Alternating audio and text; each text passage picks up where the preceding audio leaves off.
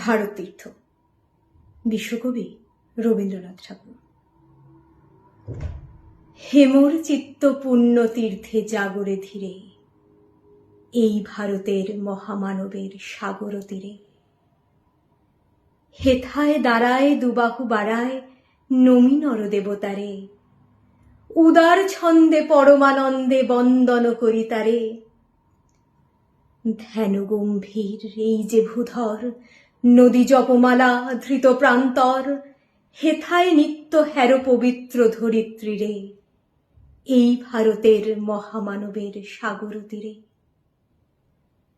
কেহ নাহি জানে কার আহ্বানে কত মানুষের ধারা, দুর্বার স্রোতে এলো কোথা হতে সমুদ্রে হলো হারা।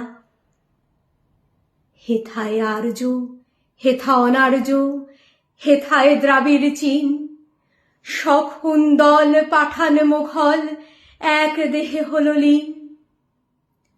পশ্চিমে আজি খুলিয়াছে দ্বার, সেথা হতে সবে আনে উপহার, দিবে আর নিবে মিলাবে মিলিবে যাবে না ফিরে, এই ভারতের মহামানবের সাগর তীরে।